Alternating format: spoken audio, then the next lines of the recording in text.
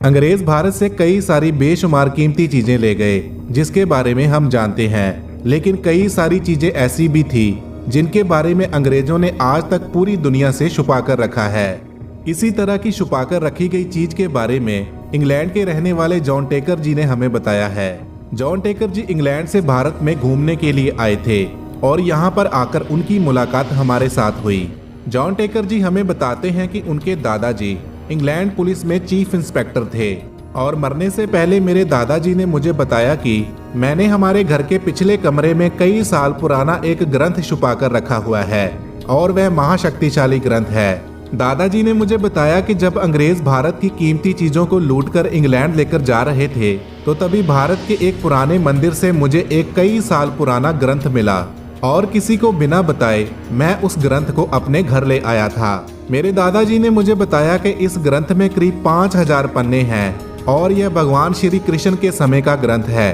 इस ग्रंथ के अंदर कई सारी बातें इस तरह की बताई गई हैं जिनको हमारी साइंस भी आज तक ढूंढ नहीं पाई। इस ग्रंथ के अंदर लोहे से सोना बनाने की विधि बताई गई थी जिसको सीखकर मेरे दादाजी ने खूब सारा पैसा कमाया था। दादाजी ने मुझे बताया कि इस ग्रंथ में लिखा था कि हमारी पृथ्वी में कई हजारों जीव इस तरह के हैं जो इंसान को दिखाई नहीं देते और जब इंसान इस पृथ्वी से चले जाएंगे तो वह बिना दिखने वाले जीव तब भी पृथ्वी पर राज करेंगे। कुछ गिनी चुनी बातें बताने के बाद मेरे दादाजी की मौत हो गई और मरने से पहले मेरे दादाजी मुझे बोल गए कि बेटा इस ग्रंथ के बारे में सिर्फ मैं और तुम्हारी दादी को ही पता है और जाने से पहले मेरी आखिरी इच्छा है कि मेरे मरने के बाद तुम्हारे और तुम्हारी दादी के अलावा इस ग्रंथ के बारे में और किसी को भी पता ना चले। दादाजी की मौत के बाद एक दिन मैंने अपने पिछले वाले कमरे की खुदाई की और उस ग्रंथ को जमीन से बाहर निकाला। मैंने देखा कि उस ग्रंथ के पहले पन्ने पर हर हर महादेव की तस्वीर थी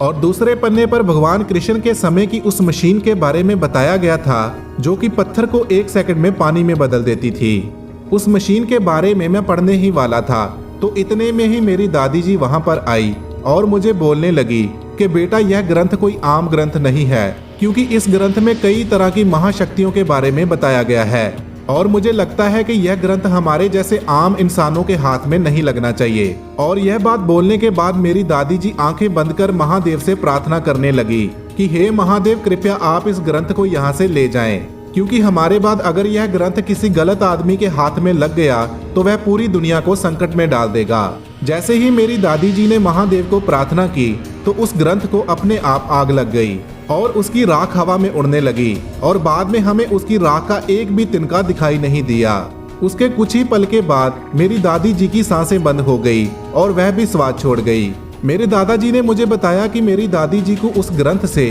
कुछ इस तरह की राज की बातें पता चल चुकी थी जिसको ना तो वह दुनिया को बता सकती थी और ना ही अपने अंदर समा पा रही थी, जिसलिए मेरी दादी जी ने भी महादेव से अपनी मौत मांगी और महादेव ने भी उनकी आखिरी इच्छा को पूरा कर दिया। हर हर महादेव।